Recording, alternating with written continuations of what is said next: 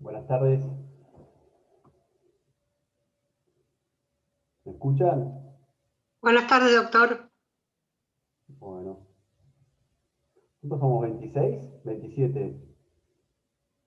Esperamos 2 minutos más y arrancamos.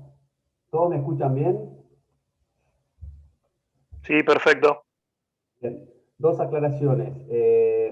Algunos me van a escuchar mejor, más alto. No tengo forma de subir el volumen de mi micrófono. Así que, por favor, los que tienen computadoras, pónganlo lo más alto posible, el volumen. Y difícilmente donde la clase vaya leyendo los carteles, así que si quieren los mensajes, si quieren hacer una pregunta o algo, levantan la mano o me interrumpen. Bien, si no, la dejamos para el final de la clase. Siempre está la posibilidad que me manden un mail, que el mail mío está en el campus. Bien, esperamos 2 minutos más, ¿sí? A ver si se suman, veo que se están sumando, ¿sí? Y empezamos. Profe, buenas tardes. ¿Qué vamos a ver hoy? ¿Qué unidad? Ya les voy a contar. Ok. Vamos a mantener un poco el suspenso.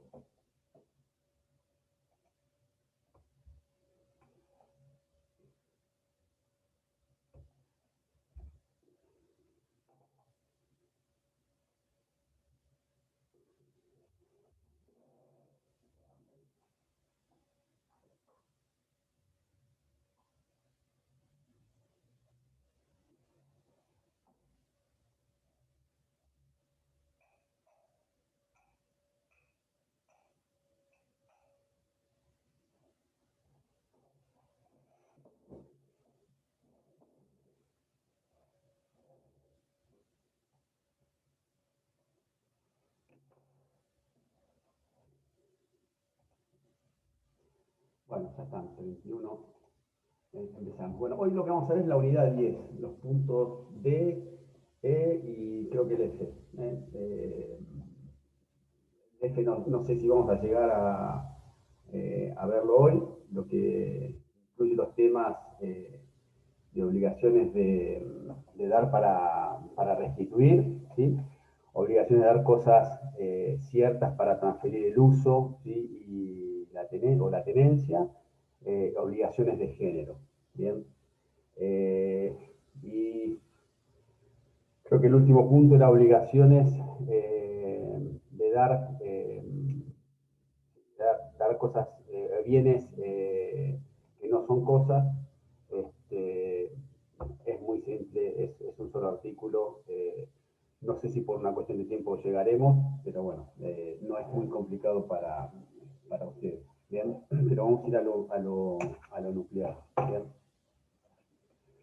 Les pido, en la medida de lo posible, acostúmbrense, que ya se lo han visto todos los profesores, a tener el código a mano, porque vamos a trabajar durante la clase con el código, sigan la lectura de los artículos que vamos a ir viendo. ¿Bien? Empezamos con lo que son las obligaciones para restituir. ¿Bien?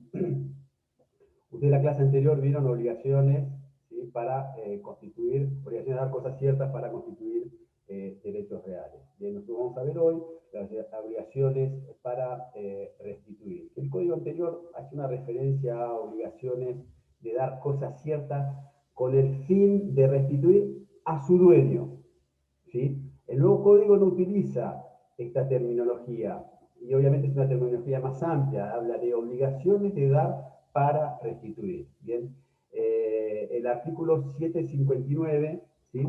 Establece un principio general que vamos a trabajar, que es regla general, en la obligación de dar para restituir. El deudor debe entregar la cosa, quien por su parte puede exigirla.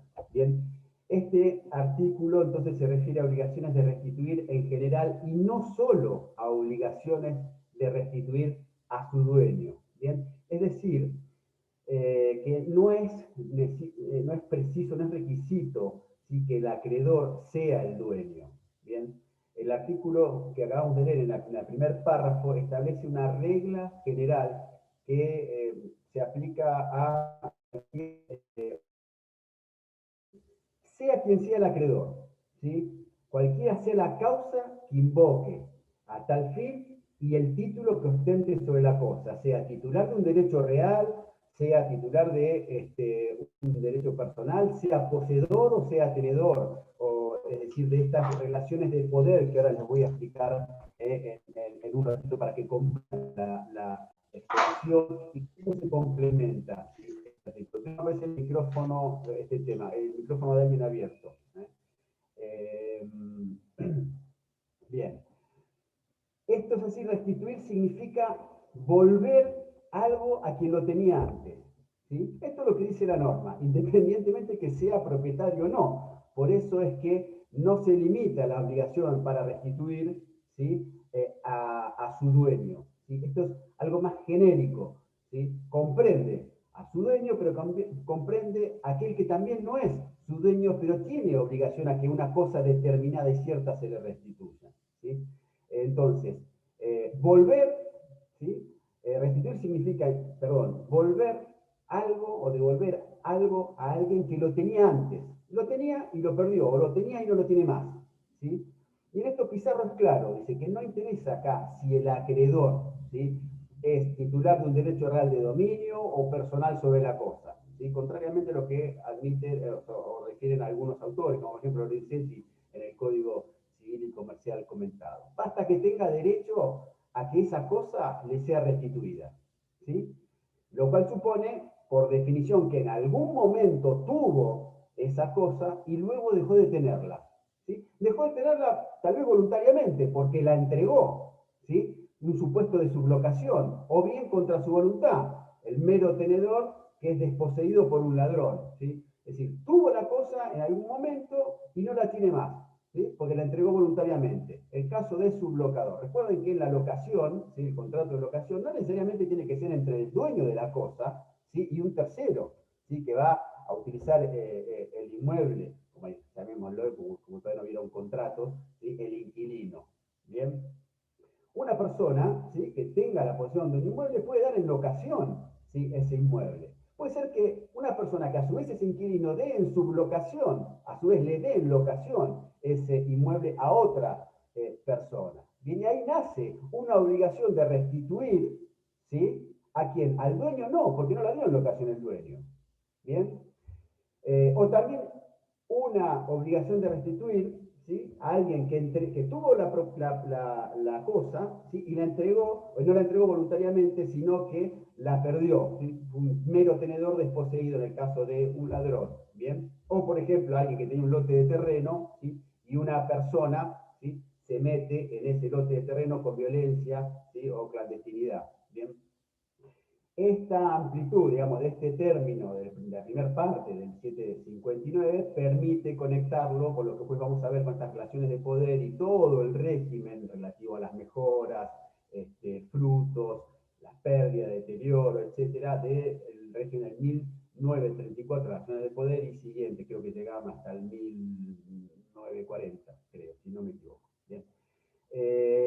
Fíjense a punto tal que esto no es una obligación de restituir a su dueño, sino que es más genérica, que esa obligación de restituir puede inclusive ser el propio deudor, el dueño, ¿sí? Puede ser deudor de esa obligación de restituir. Puede ser que el dueño tenga que restituir la cosa, no que la entrega para constituir un derecho real, como vieron antes, ¿sí?, en las anteriores clases, sino que esta amplitud, ¿sí?, de este primer párrafo, de 59, ¿sí?, está corroborada, por ejemplo, con la acción de despojo del 2214. ¿Sí? La acción de despojo del 2214, ¿sí?, no sé si alguien lo tiene a mano antes que yo, 22.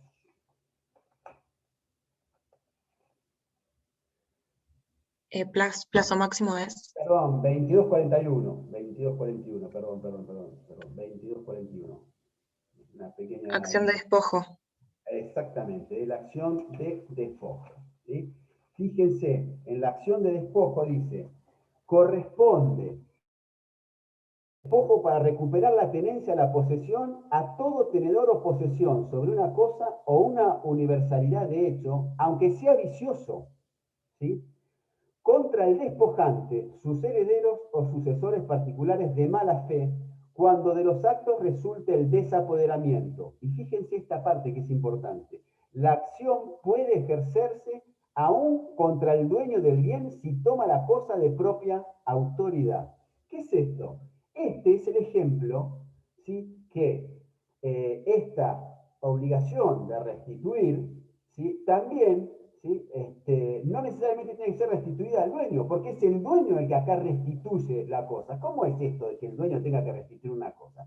Supongamos que el dueño de un inmueble lo da en locación, ¿sí?, o en comodato, no interesa, vamos a hacerlo más fácil, da en comodato, ¿sí?, que no tiene plazo, ¿sí?, y lo tiene que, mejor dicho, que no se pacta un plazo y que tiene que restituirlo cuando se lo requiera, ¿sí?, el dueño de la cosa. Bien, el dueño de la cosa lo entregó voluntariamente, ¿sí?, a X persona, esa persona está en la tenencia de ese inmueble, el dueño le pide de regreso ese comodato y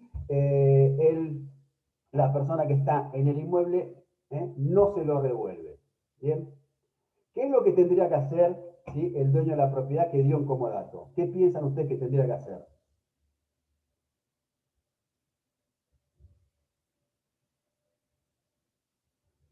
Nada. Esperar un milagro que lo devuelva. No, no se lo devuelve.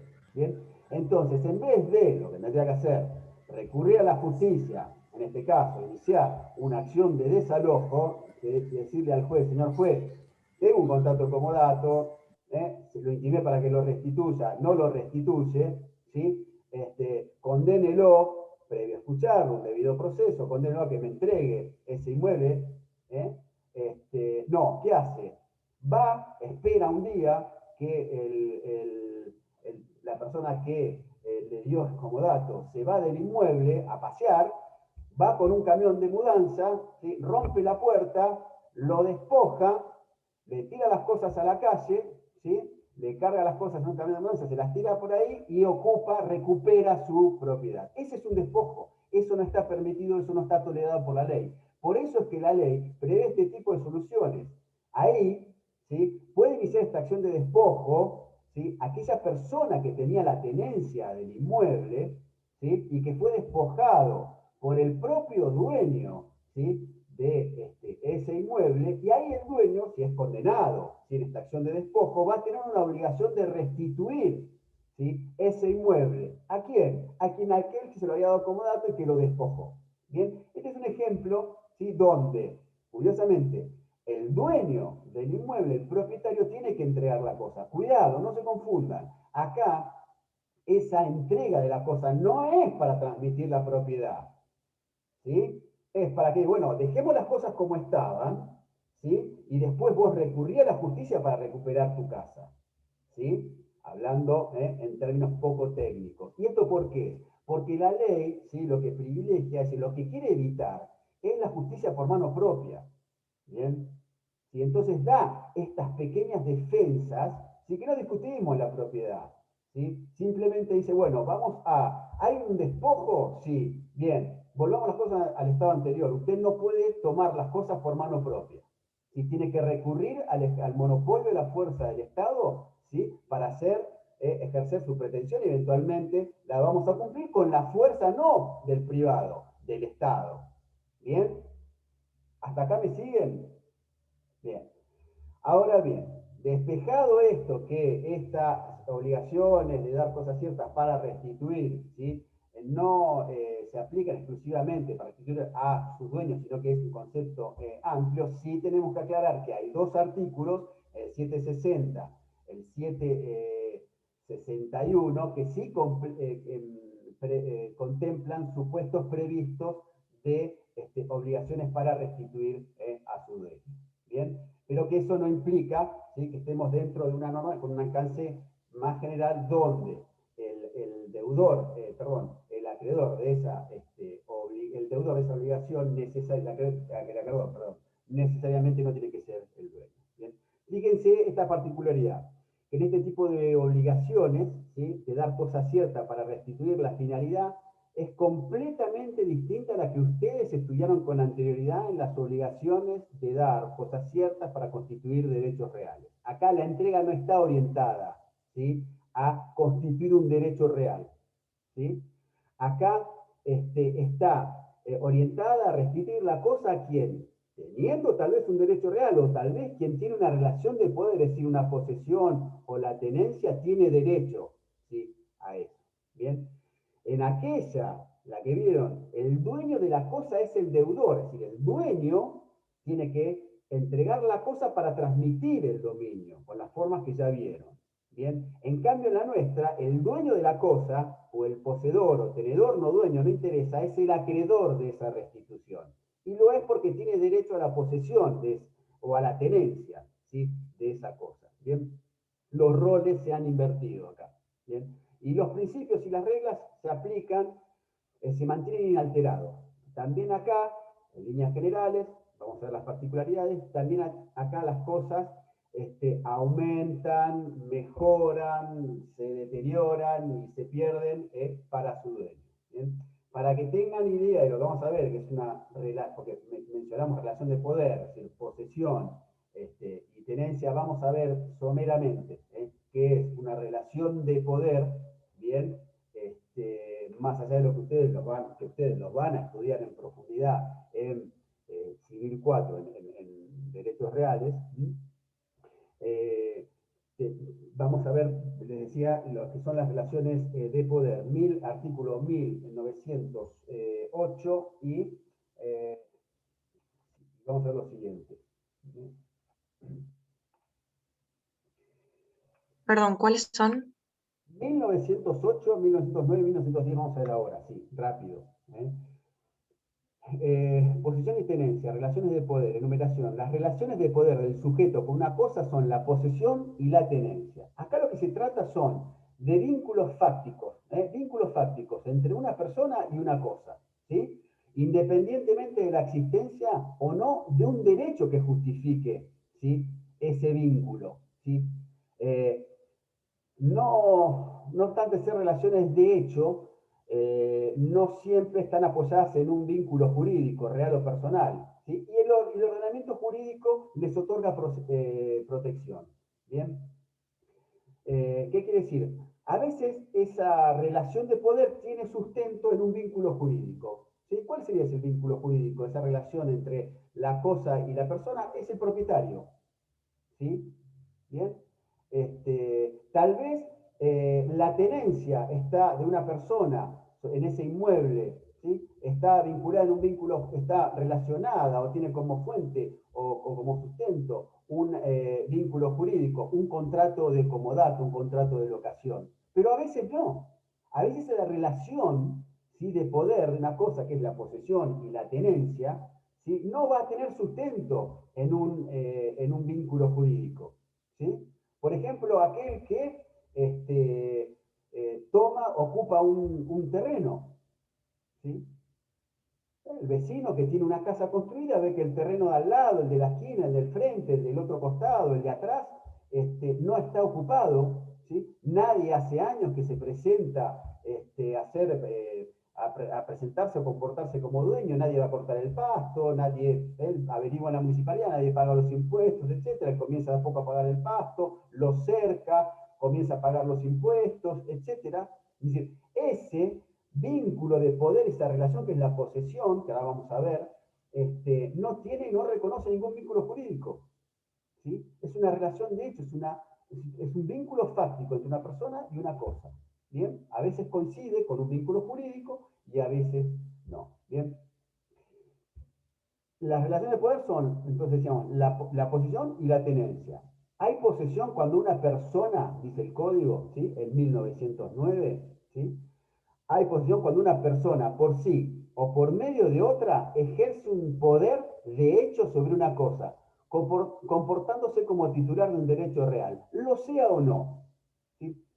Ese que tiene un vínculo de poder sobre la cosa, en la posesión, se comporta como dueño. Tiene el poder de la cosa, la ocupa, ¿sí?, la acercó, la pintó, la mantuvo, tal vez saca los frutos de ahí, lo cultiva, etc. ¿Bien? independientemente de que tenga un vínculo jurídico o no que le dé sustento a esa posesión. Y la posesión requiere dos elementos básicos. El corpus, que es esta posibilidad de disponer de la cosa, ese contacto y la disposición de la cosa, y el animus domini, es decir, la intención de comportarse como dueño, mejor dicho, el comportarse como titular, como dueño, como titular de un derecho real que se ejerce por la posesión. Y esto es importante, sin reconocer en otro un derecho superior al que él está ejerciendo, ¿sí? Y se plasma la intención exteriorizada, ¿sí?, de revelarse por hechos exteriores que reflejen ese ánimo. Y en cambio, en la tenencia hay una tenencia cuando una persona por sí o por medio de otro ejerce un poder también, de hecho, sobre una cosa, pero se comporta como representante del poseedor de la posesión de otro. Es decir, él se comporta, ¿sí?, tiene esa relación de poder con la cosa, tiene ese contacto con la cosa, pero reconoce en otro, ¿sí?, el derecho a la posesión. Es decir, acá a él le falta, al tenedor le falta el ánimo. ¿Sí? Él está reconociendo en otro un derecho superior. ¿Sí? Él es representante de un poseedor. Bien, no tiene ánimo el tenedor. Bien, hasta ahí me siguen. Con lo que venimos hablando de las obligaciones de restituir, ¿sí?, que en 1933 y creo 1941, segunda parte, dentro de los deberes inherentes a la posesión, de la relación de poder, el acreedor y el tenedor tienen, perdón, el poseedor y el tenedor tienen el deber de restituir la cosa a quien tenga el derecho de reclamarlo. Así estamos hablando de obligación de restituir la cosa, ¿sí?, aunque no se haya contraído obligación al efecto, ¿sí? Y el 1940, en el inciso tercero, prevé exactamente lo mismo con relación a los deberes del tenedor. No solamente el tenedor y el poseedor, aquellos que tienen una relación de poder sobre una cosa, mejor dicho, tienen derechos, ¿sí?, a que no sean molestados, a que no sean turbados, etcétera, ¿sí?, a no ser despojados con violencia, clandestina, etcétera, pero sino que también tienen deberes. ¿Cuál es ese deber? El primer deber, ¿sí?, es restituirlo a aquel que tiene derecho a exigírselo.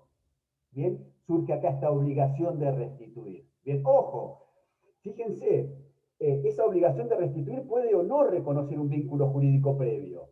Yo puedo tener como poseedor la obligación, tengo esta relación de poder, tengo la obligación de restituir ese inmueble y esa obligación tal vez no reconoce un vínculo jurídico.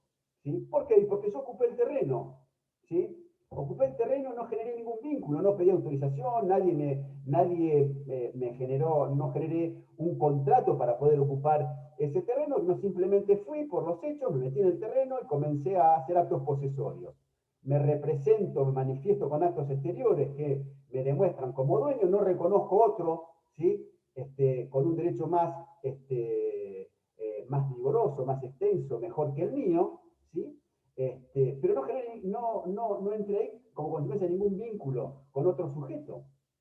Bien, no obstante lo cual pudo tener la obligación de restituir. ¿Cuándo? Y cuando venga el dueño, aquello que jamás conocí, ¿sí?, jamás firmé ningún contrato, jamás generé ninguna obligación previa y específica, ¿sí?, pero sí voy a tener la obligación de restituirla. ¿Cuándo? Cuando el dueño, titular registral, ¿sí?, ejerce una acción de reivindicación, escuche, ¿sí?, a esa persona que estaba ocupando el inmueble, se defienda, y eventualmente, si se dan las condiciones del ejercicio de la acción de reivindicación triunfante, el juez le va a decir, bueno, ahora usted está obligado, lo condena en la sentencia, a restituir ese inmueble. ¿Sí? Acá hay una obligación de restitución. Bien, que no reconoce como fuente, como origen, o mejor dicho, como antecedente un vínculo jurídico. Bien, lo mismo para la tenencia. Bien. Ahora bien, aclarado esto, de estas relaciones de poder que las vamos a ir viendo, ¿sí?, o que es por ahí la continuación o el complemento de el 759, 760 y 761 que vamos a analizar, vamos a ver primero cuáles son los efectos entre las partes de estas obligaciones de dar cosa cierta para restituir. ¿Bien? Vamos a ver qué pasa en caso de destrucción total, pérdida o destrucción parcial, ¿sí? Deterioro. Y a su vez vamos a ver esto, destrucción total o pérdida y deterioro, cuando esas obedezcan a causas imputables al deudor y cuando obedezcan a causas no imputables al deudor. Bien. Esta cuestión hago acá una aclaración. Tanto en estas cuestiones de la pérdida, el deterioro, lo que vamos a ver después, también que siguen efectos entre las partes con los frutos, los productos, las mejoras, etcétera, ¿sí? Tenemos que tener en cuenta que acá el régimen que vamos a estudiar acá es un régimen general, pero que tienen que tener en cuenta, esto es muy presente, lo tienen que tener muy presente, es que hay regímenes específicos en materia de contratos, ¿sí? Donde generan esos contratos obligaciones de restituir, por ejemplo, la locación, el comodato, ¿sí? El depósito, etcétera, ¿sí? Que tienen regímenes específicos y que estas cuestiones relativas a la pérdida, deterioro, mejoras, frutos y productos van a tener una reglamentación específica que van a ver ustedes en materia de contratos. Y siempre con esta aclaración, todas estas cuestiones, salvo cuando sean indisponibles o esté comprometido el orden público, van a estar regidas en principio por la autonomía de la voluntad, ¿sí? Cuando haya un contrato de locación y haya la obligación exista la obligación de restituir un inmueble, obligación de restituir no necesariamente a su dueño, puede ser, ¿sí? Cuando quien dio en locación es el dueño, pero vimos que puede ser alguien que no sea el dueño, ¿bien? Ese régimen de mejoras, de pérdida, de deterioro, etcétera, va a tener primero una fuente a donde buscarlas, que va a ser la autonomía de la voluntad, lo que las partes acordaron en el contrato de locación. ¿Qué va a pasar con esas mejoras, con las pérdidas, con los frutos, etcétera? Bien, y en caso que no lo hayan acordado, va a aplicar un régimen supletorio, que es todo el articulado, ¿sí? Del contrato de locación. Bien, entonces, lo que nosotros vamos a ver es cuando no, el régimen general, cuando no hay autonomía, cuando no se acordaron, cuando no rige un régimen específico, ¿sí? Como puede ser de la locación o el comodato, que ya prevé las cuestiones subsidiarias cuando relativas a la pérdida, deterioro, frutos, productos, mejoras, etcétera, ¿sí? Nosotros vamos a ver ese régimen general. ¿Se entiende esto? ¿Sí? ¿Cómo es el orden? ¿Bien? ¿Qué es lo que estamos viendo? Por eso es que no nos vamos a detener en determinados ejemplos de qué pasa en la locación cuando tiene que restituir, qué pasa en el comodato cuando tiene que restituir, porque esto tiene un régimen específico que ustedes van a ver en contratos, ¿sí? Y que además es un régimen específico que en esencia es subsidiario de la falta de autonomía de la voluntad. Es decir, acá lo que rige es lo que las partes acuerden. ¿Bien?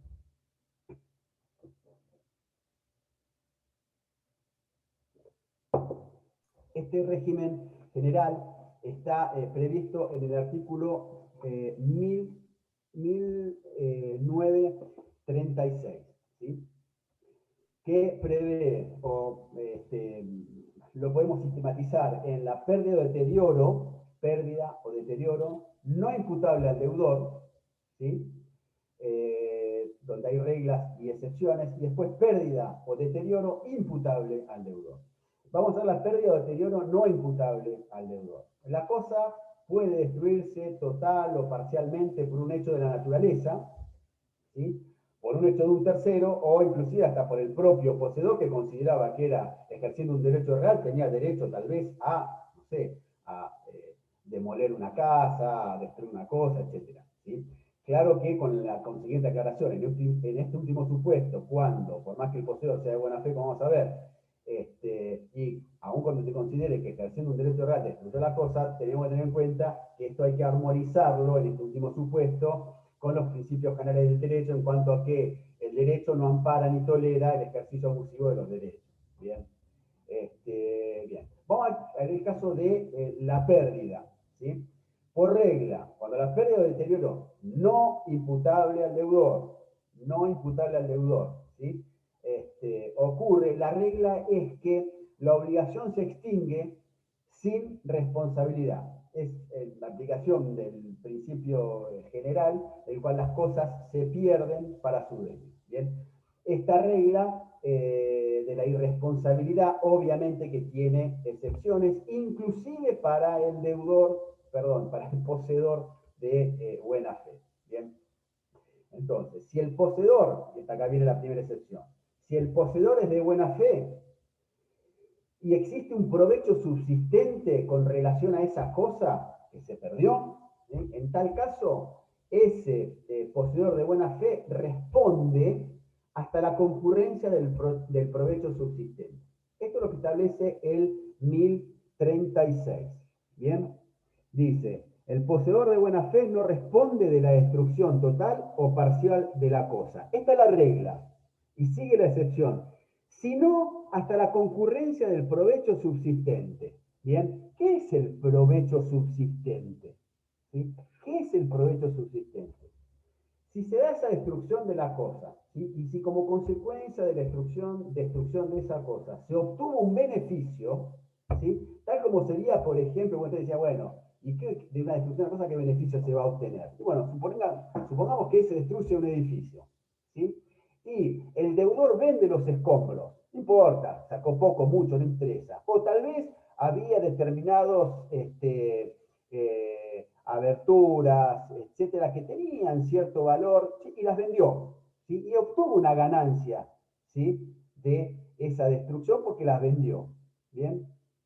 En este caso, ¿sí? En este caso, ¿sí? Esa irresponsabilidad tiene un límite. Bueno, señor, si usted, ¿sí? De esa destrucción obtiene un beneficio, ¿sí? Usted va, ¿sí? A responder por esa destrucción, pero ¿por qué? En la medida que obtuvo ese provecho, ¿sí? Hablamos de provecho subsistente. Acá. ¿Se entendió el concepto de provecho subsistente? ¿Sí? Bien. ¿Qué pasa si el acreedor es de mala fe? ¿Sí? Responde por la destrucción total o parcial, ¿sí? La otra parte del artículo de 1936, el de mala fe responde de la destrucción total o parcial de la cosa, que la regla es que responde, ¿sí? Fíjense que en el otro supuesto es que el poseedor de buena fe no responde, el de mala fe responde, el de buena fe responde, ¿sí? Solamente, si no responde salvo la existencia de un provecho subsistente, el de mala fe responde, ¿sí? Por la destrucción total o parcial de la cosa, excepto, y acá viene la excepción, que se hubiera producido, obviamente, esa destrucción o pérdida, igualmente de estar la cosa en poder de quien tiene derecho, ¿sí? A su restitución. En este caso, aquel que era acreedor, ¿sí? De esa obligación de restituir, si el poseedor de mala fe demuestra que esa cosa se hubiese también destruido, aún estando en poseedor de aquel, ¿sí? Que tiene derecho a obtener esa restitución, en ese caso no responde. ¿Bien? Queda exento de responsabilidad. ¿Bien? Y hay una tercera situación, ¿sí? Por el cual sí responde, que es el poseedor, ¿sí? El poseedor vicioso, ¿sí? El poseedor vicioso sí responde, ¿sí? En caso de destrucción de esa cosa, ¿sí? Y no puede ni alegar ni demostrar, y si alega y demuestra que la cosa aún se hubiese destruido, también estando en poder de la persona que pretende esa restitución, o que tiene derecho, perdón, a esa restitución, también sí responde. ¿Bien? Se lo voy a dar un ejemplo para que lo vean claro. En el caso del poseedor de mala fe, porque respecto de buena fe, del poseedor de buena fe ya lo vimos. Supongamos que la cosa se destruye o se deteriora. El poseedor de mala fe debe responder, ¿sí? Por el valor de la cosa. Ahora, ¿qué tiene que demostrar? Que la cosa se hubiese destruido de todas formas, aún estando, o de igual manera, estando en posesión de aquel que tiene derecho a que le sea restituida. Un ejemplo, que un inmueble tenía que restituirlo. Antes de restituirlo, antes de esa tradición, ¿sí? Ocurre un terremoto y la cosa se destruye, ¿sí? En ese caso, ese poseedor de mala fe no responde. ¿Bien? ¿Sí? Ahora, esa solución el poseedor vicioso no la tiene. ¿Quién es poseedor vicioso? ¿Sí? Vamos a aclarar un poco el tema, ¿sí?, de las posesiones. En realidad, en general, de las relaciones de poder, pero vamos a limitarlo a la posesión. La posesión puede ser legítima, ¿sí?, o ilegítima. La posesión es legítima cuando se sustenta, ¿sí?, en un título, en un derecho, ¿sí?, que le da ese derecho a la posesión. El dueño, ¿sí?, el usufructuario, ¿sí?, aquel que es titular de un derecho real de usufructo, tiene derecho a la posesión de la cosa. Bien, es ilegítima aquel que tiene la relación de poder con la cosa, que tiene la cosa, ¿sí?, materialmente, pero no tiene un sustento, un título, un derecho real que le dé ese derecho a la cosa, o no tiene tampoco un contrato que lo habilite a tener, ¿sí?, posesión, o en su caso, el otro ejemplo de relación de poder, tenencia.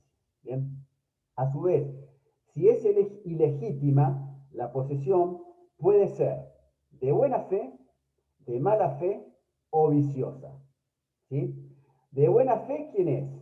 ¿Sí? Aquel que posee, ¿sí?, y está convencido, ¿sí?, que tiene derecho, ¿sí?, a poseer.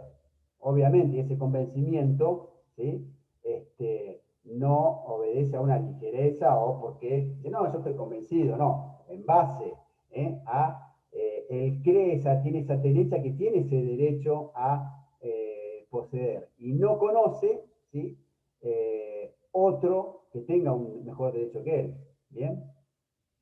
El de mala fe, ¿sí?, tiene la posesión y no sabe, ¿sí?, mejor dicho, y sabe que no tiene ninguna derecho a estar, ¿sí?, a tener esa posesión. Bien. Y a su vez, el poseedor, por ejemplo, aquel que fue y ocupó el terreno, ¿sí?, él lo ocupó pacíficamente, no fue ni con violencia ni clandestinidad, fue a plena luz del día, tal vez hasta lo gritó a todos los vecinos, ¿sí?, pero no tiene, sabe que ese terreno tiene un dueño. ¿Bien? ¿Está? Ahora,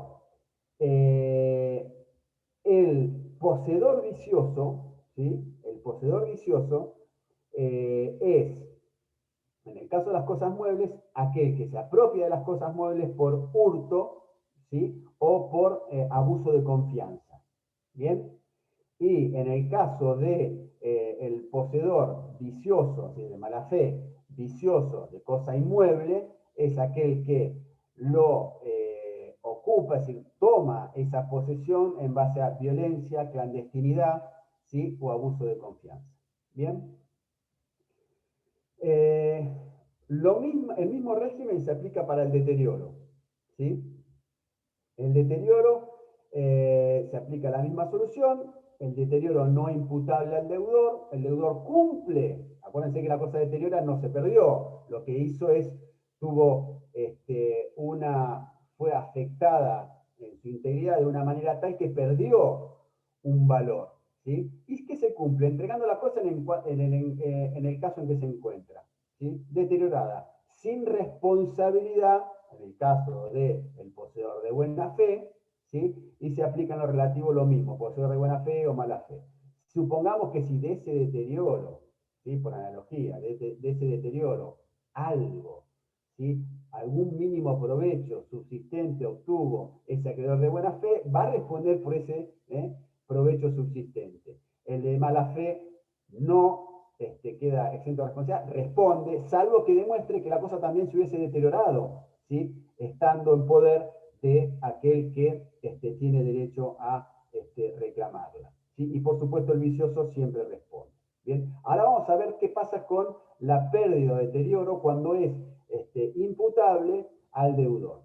Si la pérdida es imputable al deudor, se aplica lo dispuesto que ustedes ya vienen estudiando en cuanto a la responsabilidad del 955, 1732, ¿sí?, y específicamente el 1936. ¿Sí? Si la obligación, acá en este caso, la obligación de dar cosa cierta, ¿sí?, en el caso de la pérdida, para restituir, se modifica en su objeto. ¿Sí? ¿Y qué pasa? Se convierte en la obligación de entregar el contravalor económico de esa prestación. ¿sí? Originaria, que no se puede cumplir porque la cosa se perdió, ¿sí? Más los daños y perjuicios. ¿Bien?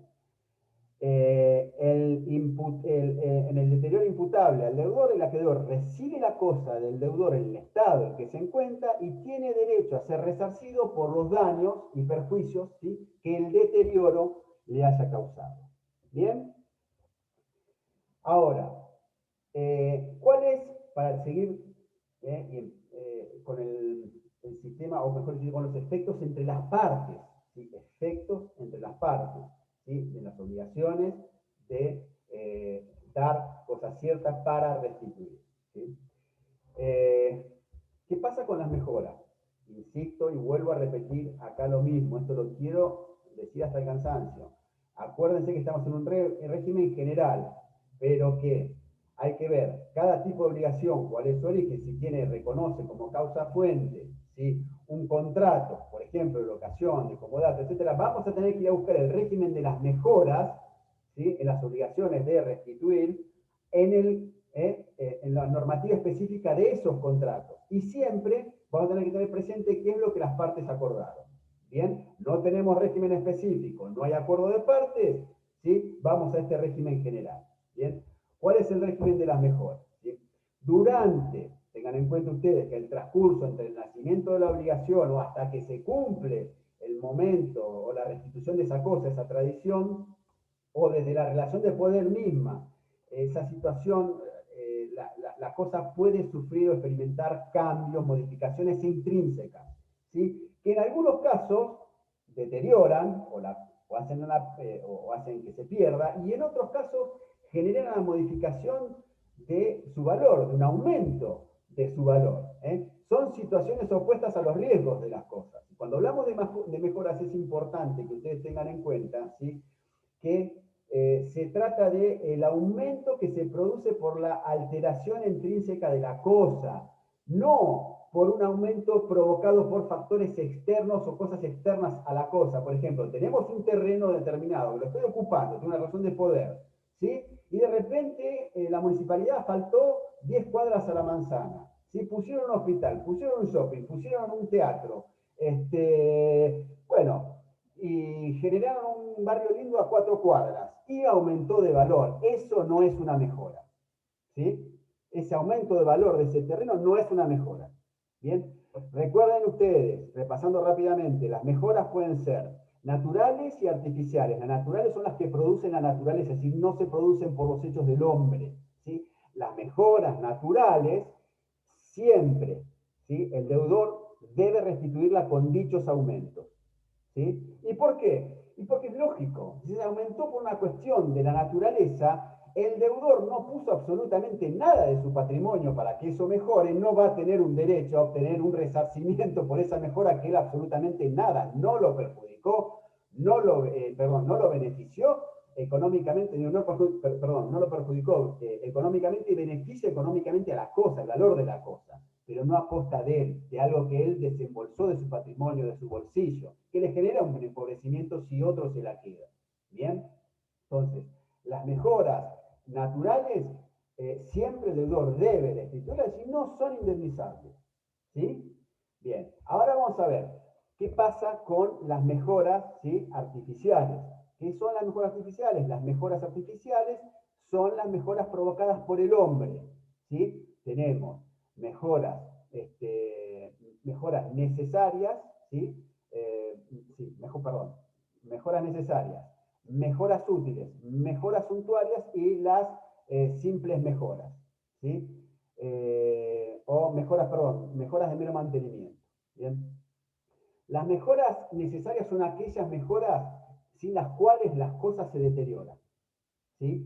O sea, están hechas en conservación de la cosa, pero para evitar básicamente su deterioro, ¿sí? No siempre mejoran el valor en forma, digamos, exponencial de la cosa. Ejemplo, en una pared de un inmueble, un caño roto, toda una cañería rota. ¿Qué haces? Bueno, si yo no hago esa mejora necesaria, la cosa se va a deteriorar. Y si eso transcurre con el tiempo, hasta esa pared puede amenazar ruina. Es más, hasta puede generar, en en determinados supuestos hasta inhabitable ese inmueble, se electrifican las paredes por los cables de luz, etcétera, ¿sí?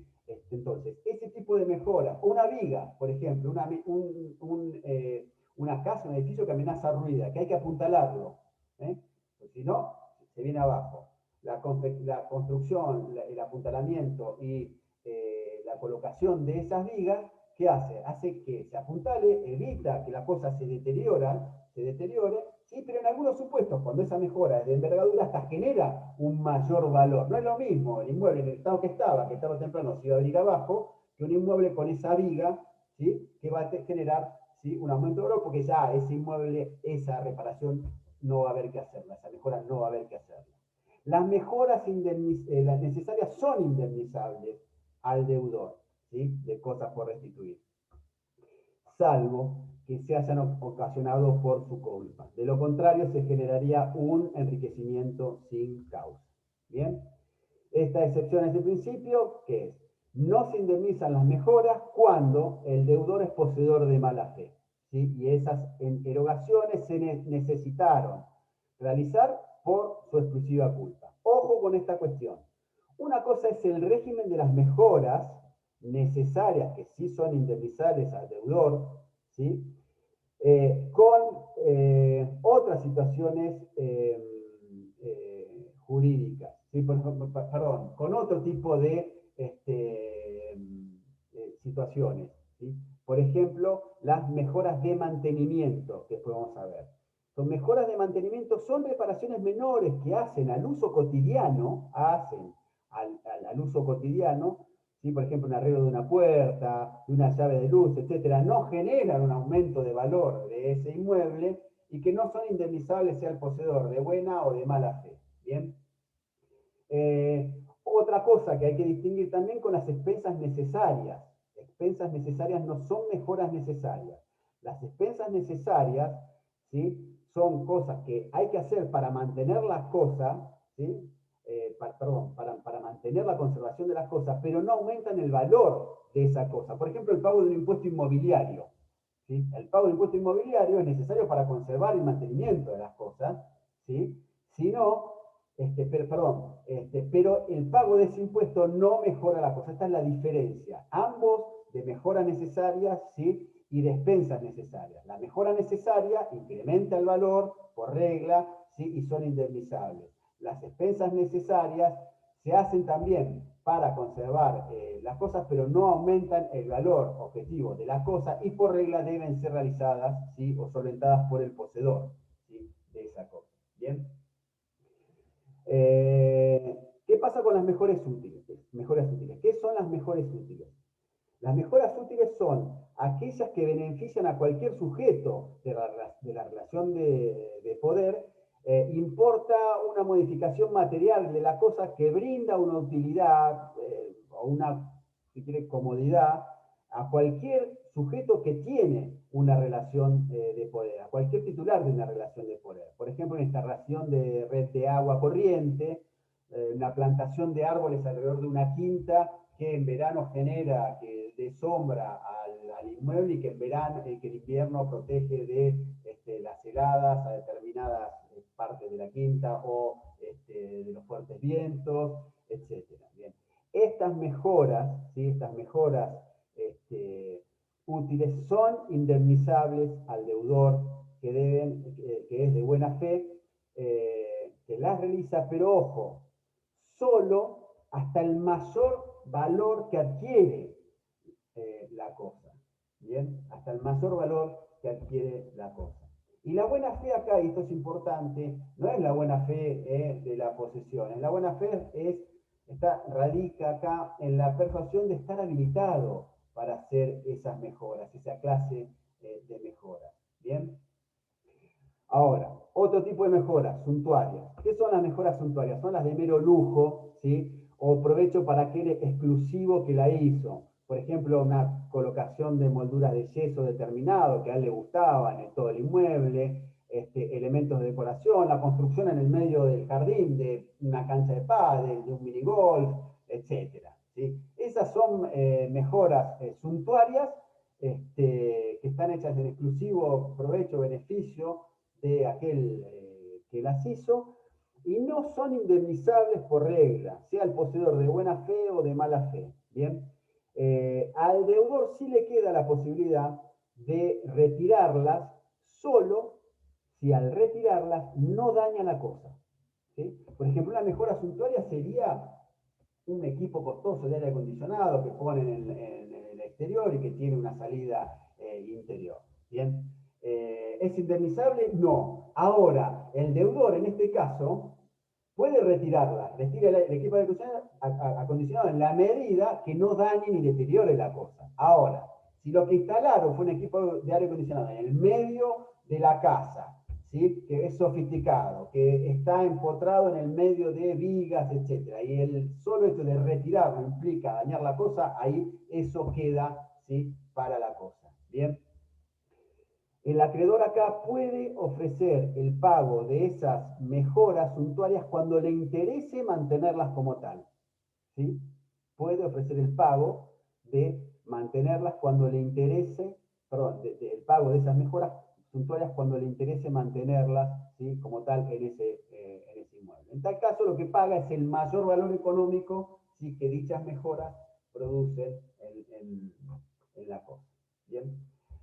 Rápidamente para terminar con los efectos de las partes. ¿Sí? Rápidamente para terminar con los efectos de las partes. ¿Qué pasa con los frutos? Si el deudor, ¿sí? De restituir es poseedor de buena fe, hace propios, hace suyo los frutos, ¿sí? Naturales, industriales, civiles, percibidos hasta el momento de la restitución. ¿Sí?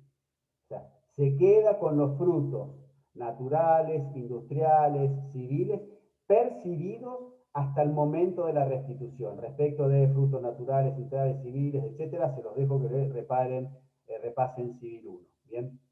Ahora, el poseedor de buena fe debe restituir, ¿sí? Los pendientes hasta ese momento que obviamente, ¿sí? Que no percibió. ¿Sí? Los frutos civiles se juzgan percibidos desde el momento en que son cobrados. Si el deudor es de mala fe, debe los frutos percibidos, los pendientes, los dejados de producir por su negligencia, todos, los percibidos, los pendientes y los dejados de producir por su negligencia. Por ejemplo, tenemos frutos en un determinado inmueble. Bien, acuérdense que los frutos son aquellos que se separan de la cosa, pero que, ¿sí? Su retiro no genera la degradación de la cosa, ni la pérdida del valor de la cosa, y que se van regenerando.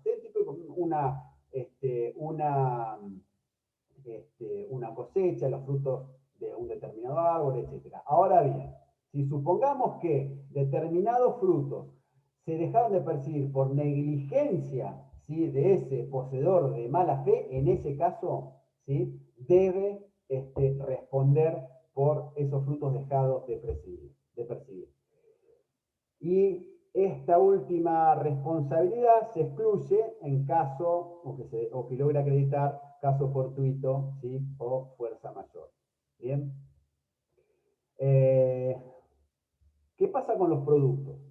¿Sí? Los productos, la regla es que sean de mala fe o de buena fe, los productos deben ser restituidos. ¿Por qué esta diferencia entre frutos y productos? ¿Sí? Esto, la respuesta lo tienen en Civil Parte General. ¿Qué son los productos? ¿Qué diferencian los productos de los frutos?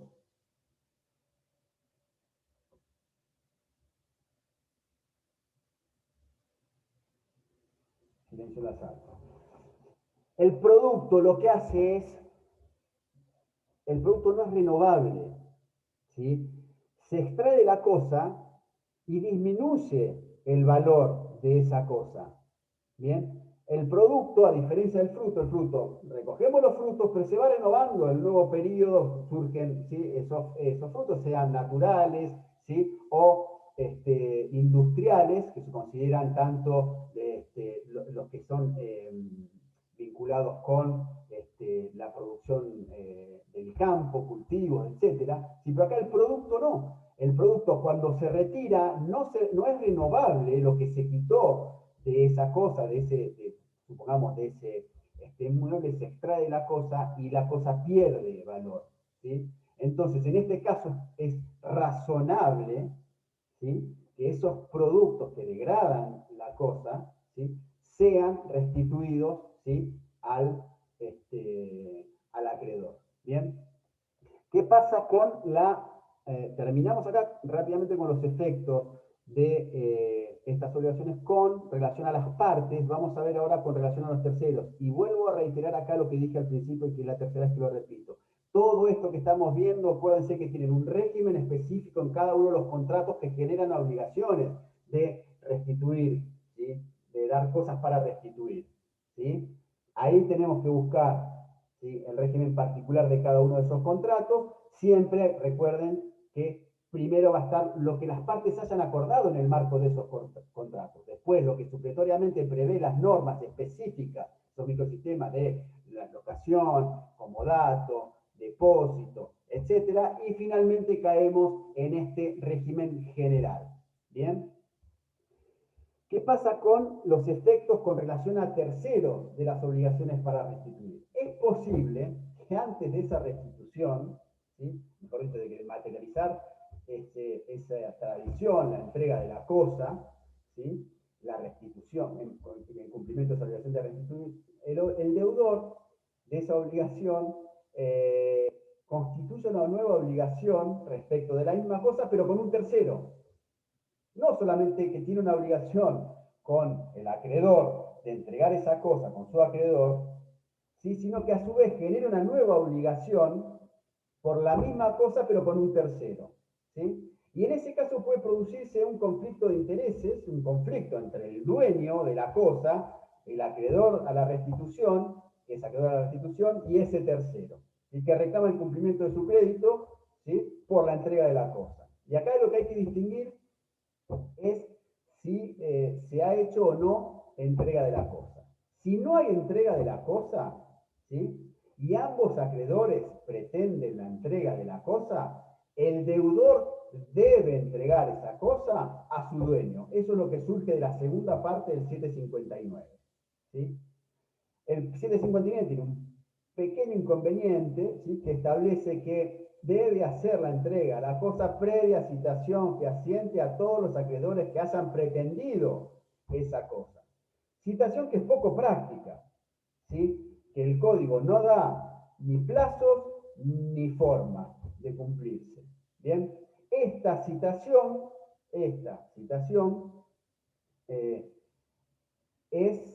o va en contra o entorpece lo que es la dinámica del cumplimiento de la obligación. Honestamente, en mi opinión personal, no pasaría absolutamente nada que el deudor cumpla, ¿sí?, entregando la cosa al propietario, ¿sí?, a su dueño, aun si lo citó o no lo citó a los restantes. ¿Por qué? Porque el único que después eventualmente podría, como vamos a ver con los distintos artículos, reivindicar esa cosa sería el dueño, respecto de aquellos terceros. En la mayoría de los supuestos queda uno excluido. Bien, y cite o no cite, como la cosa se la va a tener que entregar al dueño, siempre va a responder frente a los otros que se obligó a entregar la cosa y que no va a poder cumplir, ¿sí?, porque se la va a tener que entregar al dueño. Bien, con lo cual esto es una solución poco práctica y creo que no va a generar mayores problemas de los que ya tiene aquella persona que se obligó frente a dos personas a entregar la misma cosa. Bien. Profesor, Ahora, le quería hacer una ¿sí?, consulta. ¿Cuál sería el caso en donde el deudor se obliga a entregar la cosa a más de un acreedor? yo tengo obligación de restituir, ¿sí? Tengo obligación de restituir un lote de terreno, ¿sí?, porque tal vez me comprometí a restituir a un determinado plazo, ¿sí?, pero a la vez, antes de cumplir, celebro un contrato, ¿sí?, y me obligo a entregarle esa cosa a otro tercero, ¿sí?, a un tercero. Bien, ahí va a surgir el deudor, ¿sí?, tenía una obligación previa, ¿sí?, de entregar la cosa para restituir al acreedor, ¿sí? Y a su vez generó una obligación de entregar esa cosa a otro tercero. ¿Sí? Bien, ahí tenemos un choque de intereses, un conflicto potencial. Tal vez el conflicto es más aparente que real, no lo sabemos, pero seguramente va a existir, ¿sí? Entre esos dos terceros. Ahí el deudor lo que tiene que hacer, ¿a quién prevalece de estos dos? El deudor, el dueño. ¿Por qué? Y porque ese deudor, ¿sí? Fíjense, la obligación de entregar una cosa, ¿sí? No puede ser oponible, ¿sí? A ese deudor que no tenía la posibilidad de transmitir un derecho más extenso que tenía. Bien, entonces acá prevalece el titular, el propietario, el dueño de la cosa, ¿sí? Y después ese deudor, ¿sí? Arreglará, será responsable por los daños y perjuicios del incumplimiento que generó la imposibilidad de entregar esa cosa, pues ya la entregó el deudor. ¿Bien? Conflicto de acreedores, perdón, ¿quién me había preguntado? Yo, Lucas. ¿Quedó claro, Lucas? Sí, sí, bárbaro. Seguro, no te veo muy convencido. No, no, perfecto, perfecto, sí, segurísimo. Gracias. Bien, vamos al conflicto de acreedores que tienen posesión. Acá se entregó la cosa, ese deudor entregó la cosa. ¿Sí? Supongamos que es el caso del mueble no registrable, una cosa, mueble no registrable. Y le entrega la cosa a quien no es propietario. ¿Sí? Entrega la cosa a quien no es propietario.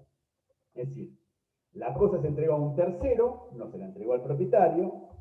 Si la cosa es mueble, no registrable, la entrega se hizo a título oneroso y hay buena fe de ese tercero, el acreedor no tiene derecho, ¿sí?, contra ese tercero, ¿sí?, salvo que la cosa fuese robada o perdida. ¿Sí? Acá lo que se otorga es preeminencia a la buena fe, siempre en cuenta que haya sido entregada a título oneroso, porque si es a título gratuito, no vamos a perjudicar a alguien que recibe una cosa sin generar un desembolso, una contraprestación, frente, ¿sí?, al dueño, que es el titular, que es el dueño, mejor dicho, de ese derecho, de esa cosa, y tiene derecho a que sea restituida. ¿Bien? Entonces, no tiene preeminencia ese tercero si la cosa se entregó a título gratuito. ¿Bien? Si el tercero es de mala fe, ¿sí?, el acreedor propietario puede reivindicarla. ¿Sí? Puede reivindicarla, puede ir contra ese tercero y va a ganar. ¿Sí? Si ese tercero, ¿sí?, es de mala fe, ¿sí?, o es a título gratuito, es decir, a buena fe o a título gratuito, el dueño, el propietario, ustedes ya lo van a ver en derechos reales, tiene siempre acción real, reivindicatoria, ¿sí?, que le permite defender su derecho a propiedad en su plenitud, ¿sí?, y reivindicarla, recuperarla de quien la tenga, independientemente del título que tenga. ¿Bien? ¿Sí? ¿Hasta ahí me siguen? ¿Qué pasa cuando se entrega la cosa a quien no es el propietario y esa cosa es un bien registrable? ¿Sí? Entonces vamos a otro supuesto, entrega de la cosa, que es un bien registrable, a quien no es propietario, si se la entregó a ese tercero. En este caso, el acreedor propietario puede reivindicarla del tercero. ¿Sí? Y acá es improbable que pueda alegar la buena fe. ¿Por qué? Porque ese emplazamiento registral, esa publicidad que da la registración, ¿sí?, de esa propiedad, ¿sí?, que lleva íncita propia de este tipo, de esta propiedad que es registrable, de la cosa que es registrable, hace que es difícil que se constituya la buena fe en ese sujeto, con lo cual va a ser objeto de reivindicación, ¿sí? Y esa reivindicación el acreedor, el dueño va a triunfar. ¿Bien? ¿Por qué? Porque él no puede desconocer ese tercero que adquirió por esa publicidad registral, ¿sí?, que nadie puede transmitir un derecho más extenso que el que tiene. Si el titular registral, el dueño, a él no se la transmitió, ¿sí?, él sabe que no puede tener un derecho más extenso, o que quien se le transmitió esa cosa no tiene un derecho, ¿sí?, extenso o mejor que el dueño. ¿Bien? En todos estos casos donde hay un tercero, ¿sí?, que queda excluido de la entrega de la cosa, ¿sí?, tiene esa acción resarcitoria, ¿sí? El acreedor que ve frustrada la entrega de esa cosa puede reclamar del deudor la reparación integral del daño sufrido. ¿Bien? Hasta acá estamos, ¿sí? Bien. Doctor, le hago una Rápido. pregunta. Sí, no escucho bien. Sí, Ah, perdón, debe ser, me anda mal si me corta. ¿Me escucha? más o menos. A No. ver, decime la pregunta y yo intento decirme. No, es medio larga, por eso mejor prefiero no hacerla, se lo hago por escrito en el grupo y me la Mándame, contestan por ahí. mándame el mail mío, está ahí en el campus. Mándamelo por mail. ¿Sí? ¿Puedo hacer Dale. una consulta ya que estoy? Sí, sí.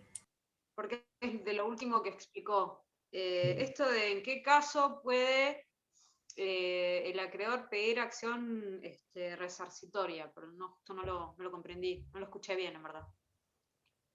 Acordate que acá tenemos conflicto, ¿sí?, entre el deudor, tenía una obligación previa de entregar la cosa para restituir, ¿sí?, y contrae una obligación a la par, en paralelo, antes de entregar la cosa, contrae una obligación con un tercero de entregar la misma cosa, esa cosa. Entonces hay un conflicto entre dos acreedores, ¿sí? Bien, acá estamos en las hipótesis que uno de estos dos va a ganar con todas estas hipótesis que vimos, ¿sí? Uno de los dos se va a quedar con la cosa. Bien, digo, supuesto de no entrega, supuesto de entrega, etc. Bien, el que pierde, como he dicho, el que se quedó sin la cosa, va a tener esa acción resarcitoria, ¿sí?, que va a consistir en todos los casos que ese acreedor que se vio frustrado de obtener la entrega de la cosa, reclamar, ¿sí?, la reparación del daño sufrido. Reparación del daño sufrido, bueno, ¿cuál va a ser el daño sufrido? Y dependerá de todas las circunstancias, el tipo de obligación, etc. ¿Sí? Estamos hablando de generalidades. ¿Sí? Pero ese es el acreedor. Claro, ¿Sí? pero una pregunta. No todos los Sí. acreedores, el que se quedó afuera. Pero por ejemplo, los que ya. Claro, que quedó afuera, pero por ejemplo, los supuestos que usted fue explicando de mala fe, no, eso no tienen esta acción resarcitoria. No, esperen. En el caso, ¿sí?, en el caso que sea un poseedor, ¿sí? A ver, vamos para atrás y vos me decís en qué ejemplo me hace la pregunta, ¿sí? Entrega la cosa mueble no registrable, a quien no es propietario. Si la cosa se entrega a un tercero, ¿sí? La cosa no es registrable, dijimos. Si es a título heredoso y de buena fe el tercero, el acreedor no tiene derecho, ¿sí?, contra ese tercero, salvo que la cosa fuera robada o perdida. ¿Bien? ¿Está? Dejamos al lado el caso ya, si la cosa es robada o perdida. Eso no entra. Bien, acá vos tenés, ¿sí?, un acreedor. Vamos a analizar este caso. Vos acá tenés un acreedor, ¿sí?, que es un tercero que es, no es a título oneroso. ¿Qué acción indemnizatoria podría llegar a tener? ¿Sí? No estamos hablando de mala fe todavía, ¿eh? ¿Sí? Él la recibió, ¿sí? Es difícil, no hubo un desplazamiento patrimonial, ¿sí? Podría ser algún supuesto especial de daño que le generó un daño a esa expectativa, ese compromiso, puede llegar a existir, ¿sí? Es difícil, ¿sí? Por lo menos ya de movida. Si no hubo contraprestación, ya va a ver qué otro tipo de daños sí puede llegar a probar, tiene que haber, bueno, cumplirse los distintos presupuestos de la responsabilidad que ustedes estudiaron. Bien. Ahora, vamos, ¿sí?, a que se entregó a un tercero de mala fe, ¿sí?, a título gratuito, ¿sí? Acordate que no necesariamente ese tercero de mala fe está generando una maniobra para desbaratar derechos o en connivencia con el tercer acreedor, perdón, con el deudor para perjudicar al acreedor propietario. ¿Sí? Bien, entonces, la pregunta es, ¿este tercero de mala fe o el que es a título gratuito tiene, ¿sí?, acciones perdón, esta acción resarcitoria, ¿esa es la pregunta? Sí, esa era la pregunta. Bien. Creo Lo que vos no, tenés pero acá es por analizar. lógica no. Pero bueno. ¿Cómo? No te escuché.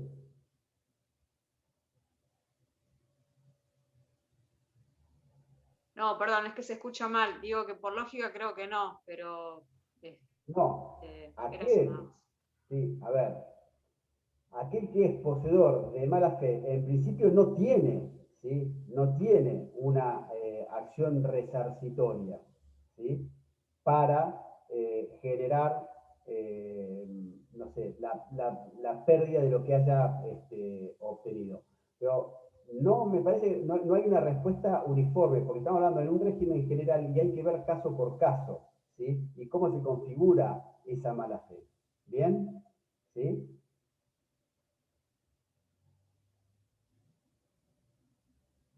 ¿Está? En principio, no. ¿Sí? Hay que ver caso por caso. ¿Sí? Hay que ver todas las circunstancias del caso. ¿Bien? ¿Sí? ¿Quién hace la pregunta? Que no la veo. No, porque no quise hablar para no interrumpirlo. Sí, se entendió. Usted Aparte, igual yo te fue escuché indicando mal. que esto es el régimen general. Bien, Es que exactamente. no, me parece que no se escucha bien. Perdón. Pero se No. entendió, gracias. Está, bien. Cerramos. Rápido, pasamos, así llegamos a lo que me interesa de las obligaciones de género. Las obligaciones de dar cosas ciertas para transferir el uso o la tenencia, no para transferir el dominio. ¿Sí? Estas obligaciones de dar para transferir el uso o la tenencia, ¿sí? Están previstas en el 749. 749, que establece que cuando la obligación de dar una cosa determinada tenga por objeto transferir solamente el uso o la tenencia de ella, se aplican las normas contenidas en los títulos especiales. No tenemos nada que hacer acá. ¿Sí? Es decir, sacando las obligaciones de dar cosas ciertas para transferir uso y la tenencia, ¿sí? No es para transferir el dominio, cada una de esas obligaciones, ¿sí? Se van a regir por las normas contenidas en los títulos especiales. ¿Sí? ¿Qué quiere decir? Lo sacamos de este ámbito, ¿sí? Y vamos a ir a ver los regímenes especiales. Cuando se transfiere se entrega la cosa para transferir el uso o la tenencia, vamos a los contratos de locación, al depósito, al comodato, al leasing, al contrato de transporte, o transporte de cosas, etcétera, porque es la cantidad y heterogeneidad de situaciones y relaciones jurídicas es tan amplia y que están reguladas ahí que es imposible abarcarlas acá. Entonces, el legislador lo que hizo es, las sacamos de acá y las mandamos, ¿sí?, a ese régimen particular y especial de cada una de esos regímenes: locación, depósito, comodato, leasing, transporte, etc. ¿Bien? ¿Cómo se resuelven? Bueno, primero hay que ver qué normas son indisponibles en esa ley especial en el código. ¿Sí? Esas son indisponibles para las partes, rigen en ese contrato. Si es que hay normas particulares de cada contrato, ¿sí?, lo que las partes acuerden, normas supletorias de leyes especiales, las normas supletorias del código, y en este último supuesto prevalecen siempre las normas supletorias de cada título en especial por sobre las de esta parte. ¿Bien? ¿Cómo vamos, Débora? No, rápido, obligaciones de género, que sí me interesa dejarles dos conceptos fundamentales de las obligaciones de género. Las obligaciones de género están reguladas en el código en el 762 y en el 763, solamente en dos artículos. Las obligaciones de género, el concepto es aquello aquellas obligaciones cuyo objeto recae sobre cosas determinadas, ¿sí? Cosas determinadas solo por su especie y calidad. ¿Sí? ¿Género qué es? Es un conjunto de seres o cosas que tienen una o varias características comunes, ¿sí?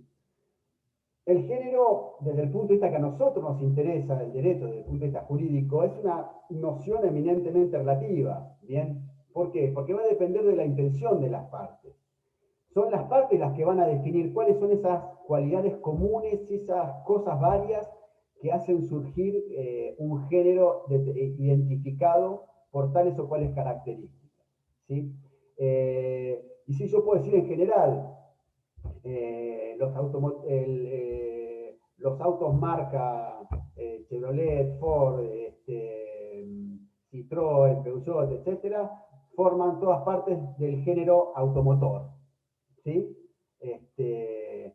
Y bueno, pero eso es en general, pero en particular, y a que a nosotros nos interesa, tenemos que ver qué es lo que las partes tuvieron intención y consideraron definitivas o importantes para definir qué cosas quedan comprendidas dentro del género. ¿Cuál es el género?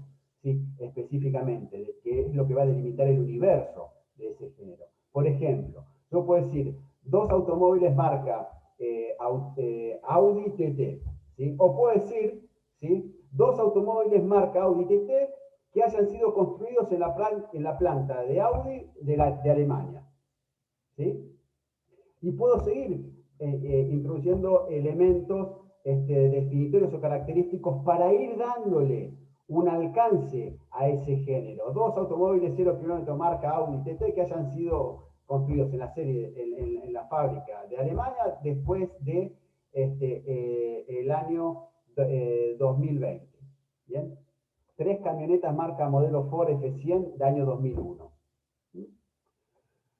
¿Cómo puedo ir delimitando? ¿Sí? Puedo decir tres cachorros de raza ovejero alemán, o tres cachorros de raza ovejero alemán, pura sangre, ya le voy dando una característica más. Y puedo dar tres cachorros de ovejero alemán, pura sangre, de tal criadero, del criadero Bon no sé cuánto. ¿Sí? Voy más. Tres cachorros de pura sangre, ovejero alemán, del criadero tal, que tengan padres que hayan sido, ¿sí?, campeones del campeonato tal, ¿sí?, de la raza. ¿Bien? Entonces, determinar ese género es una cuestión relativa y depende de lo que las partes quisieron, ¿sí?, plasmar en su intención. Ojo, las cosas que integran el objeto de la prestación están determinadas, esto es importante, determinadas únicamente por la pertenencia al género. ¿Sí? Esto es lo que le caracteriza a estas obligaciones. La nota distintiva es su homogeneidad y fungibilidad. ¿Sí? Es decir, todas las cosas que integran el género, lo que debe ser entendido esto en el sentido que todo individuo de esa especie o género equivale a otro individuo de esa misma especie y género, por lo que puede ser sustituido por otro de la misma especie, calidad y en igual cantidad. ¿Bien? En las obligaciones de género, el objeto está inicialmente determinado de manera provisoria y relativa, pero es determinado, ¿sí? Es decir, está inicialmente indeterminado de manera provisoria y relativa, pero es determinable en función de su pertenencia a un género o a una especie y por el número de individuos de esa especie. ¿Bien? Antes el Código de Vélez las trataba, las obligaciones de dar cosas ciertas, no fungibles, ¿sí?, y las obligaciones de dar una cantidad determinada, peso, medida, obligaciones de dar cantidad de cosas. Hoy el Código unificó esto, ¿sí?, y trata todo en las obligaciones de género, suprimiendo estas obligaciones de dar cantidades de cosas, y unificó ambas tipologías, ¿sí? Es decir, que quedan emplazadas en este tipo de obligaciones las cosas que además de estar determinadas por su naturaleza y características, lo están en razón de cierta cantidad de ellas, ¿sí? Pudiendo comprender también, tal vez, un solo individuo, ¿sí?, de ese género, o varios individuos de ese género. Un automóvil 0 km marca Audi TT, construido en tal año, o dos automóviles. ¿Bien? Pero que esta indeterminación genérica en algún momento se termina, ¿sí? El género o la especie pueden tener una mayor o menor extensión según, ¿sí?, cada caso. Pero ojo, es esencia de estas obligaciones que en algún punto existe una determinación, ¿sí? Esa indeterminación es de origen, inobligaciones, pero respecto de la cosa individual que debe cumplirse, es decir, la que debe efectivamente entregarse, esa indeterminación cesa. Si hay una indeterminación que es insolución, es decir, al momento de cumplir, debe cesar, no puede ser siempre indeterminado.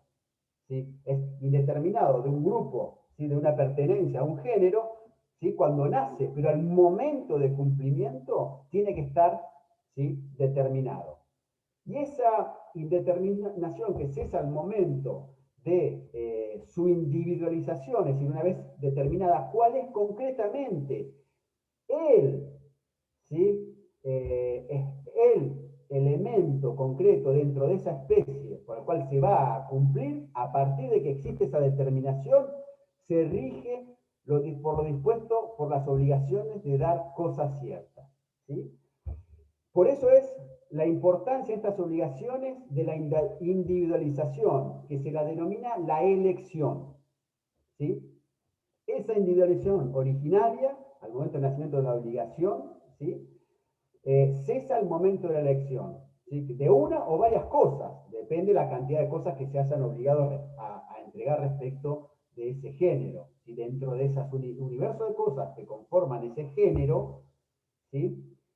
La selección provoca esa determinación de una cosa puntualmente que es, ¿sí? La que debe entregarse. Y este momento es importante, ¿sí? Porque los efectos de esas obligaciones tienen, ¿sí? Un antes y un después de esa determinación, de esa selección. Por eso que es importante esa selección. Y es un acto jurídico unilateral en el cual el otorgante fija concretamente cuál de esos individuos de ese género, ¿sí? Es el determinado para cumplir esa obligación. ¿Sí? Es el que deberá entregar concretamente para cumplir con esa obligación. ¿Quién hace esa selección? En principio acá rige la voluntad de las partes. Bien, en principio rige la voluntad de las partes. Si no hay acuerdo de las partes, ¿sí? Esa obligación queda diferida al deudor. Bien, ojo, esa obligación, acuerdo de voluntades puede decir que lo haga el deudor, en consonancia con esa norma supletoria del código, puede ser que lo elija el acreedor, ¿sí? Puede ser que esa selección la haga en forma conjunta acreedor y deudor, o puede ser que esa selección quede diferida a un tercero. Acá rige la autonomía de la voluntad, ¿bien? Pero si no hay acuerdo, lo hace el deudor. ¿Cómo se hace? El código no dice expresamente de qué formalidad o que esta selección tiene que ser una formalidad determinada. ¿Sí? Solo establece que puede ser en forma expresa o tácita. ¿Cuándo es expresa? Mediante una declaración que emite de voluntad recepticia que emite el deudor o quien tiene que hacer esa selección, haciendo saber su elección. ¿Bien? ¿Es tácita cuándo? Cuando directamente el deudor agarra una cosa determinada de ese género y la entrega. Y esa es aceptada por el acreedor. ¿Bien? Si esa selección es comunicada al acreedor, ¿sí? Puede ser retractada hasta, se puede cambiar esa selección, ¿sí? Puede ser retractada hasta que esa comunicación le llegó, ¿sí? Al acreedor. ¿Bien? ¿Qué límite tiene esa elección? Aquel que lo debe hacer. Ese límite, mejor dicho, esa elección debe recaer sobre una cosa de esa especie de calidad media o promedio. ¿Sí? Media o promedio. Esa pauta de esa calidad media o promedio se interpreta ajustada a un estándar de buena fe. ¿Sí? Y en caso de controversia, el que resuelve es el juez según las circunstancias de cada caso puntual. Bien, y eventualmente con el auxilio, la ayuda de la prueba pericial. ¿Qué efectos produce esa individualización? Dijimos que una de las cuestiones más importantes que tenía la individualización, esta concentración, que también se denomina, es que esa elección que concentra la individualización, después de ese acto, ¿sí? La obligación se rige por las obligaciones de dar cosas ciertas. ¿Bien? Esto es muy importante. Antes de esa individualización, antes de esa selección, ¿sí? El caso fortuito no libera al deudor. ¿Sí? El caso fortuito no libera al deudor. ¿Por qué? Porque el género nunca perece. El género como categoría ideal es inagotable. ¿Sí? Así, una obligación nace con esa indeterminación en su objeto, pero que es determinable, rige ese principio de que el género nunca perece. ¿Sí? Es decir, supóngase que esa obligación era un X cantidad de trigo de determinada calidad, ¿sí? O determinada semilla, producto de determinada semilla, no sé. Y el deudor dice, ay, yo justo compré ese trigo para entregártelo o lo coseché para entregártelo, pero vino un huracán, caso fortuito, y se destruyó, no puedo cumplir. No, no importa. ¿Por qué? Porque el género no perece. Andá y comprá más trigo. ¿Sí? Andá y obtenés esa cantidad que vos te obligaste de esa especie y calidad. ¿Sí? Entonces, acá, como el género no perece, ¿bien? En esa obligación es hasta ese momento el caso fortuito si pesa todavía sobre el deudor. ¿Bien? Esto es importante. Ojo, que después lo van a ver en las obligaciones alternativas. Hay un género de obligaciones que se llaman de género limitado del 785.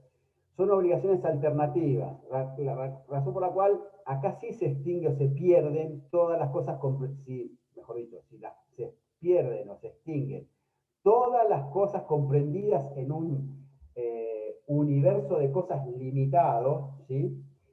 Por eso de género limitado, ahí por caso fortuito, ahí sí, ¿sí? Rige el caso fortuito y el deudor queda, ¿sí? Exonerado. Pero no es el caso que estamos viendo ahora. ¿Bien? Ahora, como vimos, hecha la elección, la individualización de esa cosa, por ejemplo, de los cachorros, ese cachorro, ¿sí? De los autos, ese auto puntualmente, dominio tal y tal, ¿sí?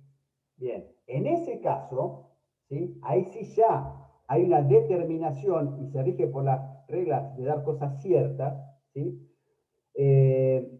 Esa es en determinación propia de las obligaciones de género y la obligación se transforma en obligación de dar cosas ciertas, no hay innovación, se transforma la obligación, ¿sí? Y pasa a ser una obligación de dar cosas ciertas y determinadas. Bien, en este caso, ahí sí, no hay traslación de los riesgos del contrato, ¿sí? En caso fortuito, deja de ser una carga para ese deudor, ¿sí? Y es una circunstancia que disuelve la obligación. Obviamente a expensas de ambas partes. El riesgo, ¿sí? De la cosa subsiste para el deudor hasta el momento de la tradición, ¿sí? Ya, que solo en virtud de esta se produce el cumplimiento. ¿Bien? Entonces, que digamos, el deudor, en este caso, una vez efectuada esa elección, no importa quién hizo la elección, ¿sí? A partir de ahí hay una transformación en esa obligación de dar cosa cierta y determinada, ¿sí? Y si ocurre un caso fortuito antes de la entrega, el deudor queda liberado, se disuelve la obligación, digamos, a expensas de ambas partes.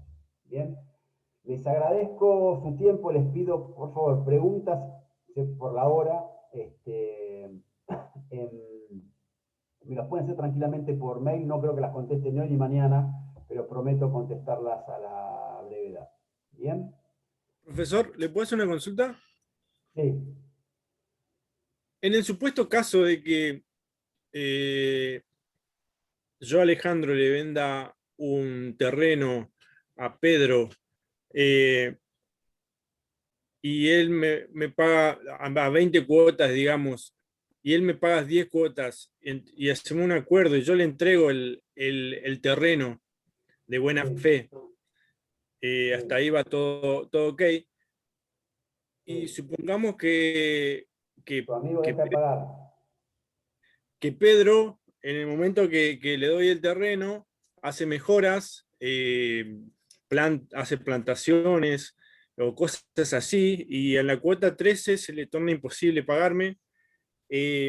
esas cosas que realizó, las realizó se la puede tomar como que realizó de buena fe. Sí, sí, sí, sí. Sí, por supuesto. Ese es el típico ejemplo que esas mejoras son de buena fe, porque él las hizo en la creencia, ¿sí? En la creencia que podía hacerlas. ¿Sí? Ese Porque, es o sea, un típico ejemplo, ¿sí? De que esas mejoras, ¿sí? Son de buena fe. ¿Sí? y, o sea, Ahora, igualmente, Pedro me después, tendrá que, si te deja de pagar, ya viene, ¿sí? Otra cuestión distinta. claro, otra Tenés cuestión que sería ofrecer lo el contrato. que ¿Cómo? me tendría que restituir el terreno en el caso de que no pueda pagar más. No, a ver, Si no existe acuerdo de voluntades, no es ¿no? tan fácil. No es Claro, que, claro. es decir, bueno, a ver, acá te pueden pasar dos cosas, ¿sí? Que vos, que acuerden la restitución, la resolución de ese contrato, que se entreguen recíprocamente, se restituyan lo entregado, ¿sí?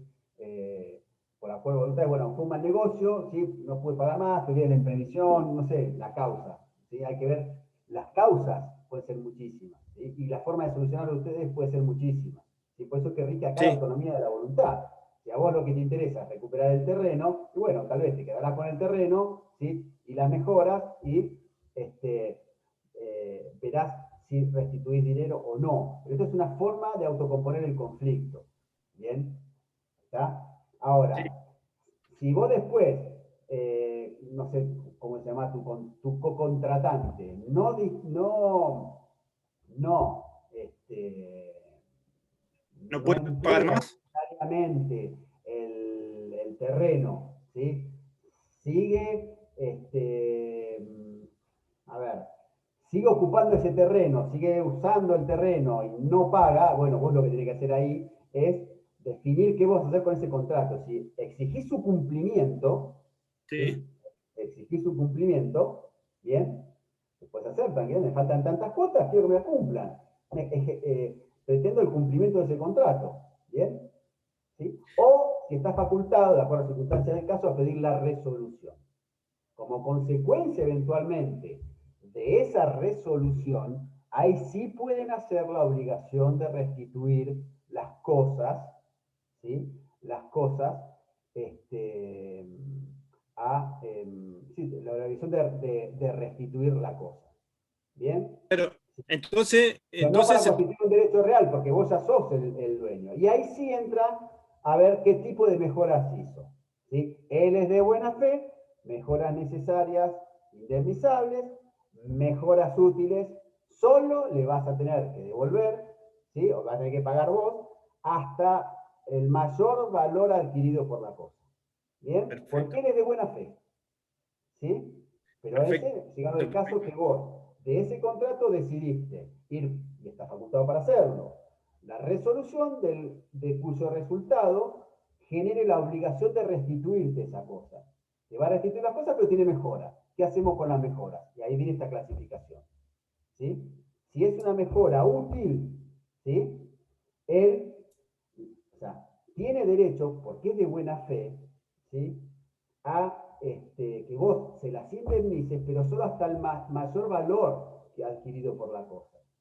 ¿Bien? Si es una mejora suntuaria, no. Él la puede No, no, retirar si no destruye la cosa. ¿Sí? Pero ese ejemplo que vos me diste es el típico ejemplo de un poseedor de buena fe. ¿Bien? perfecto. ¿Sí? Muchas gracias. No a ustedes. Chau.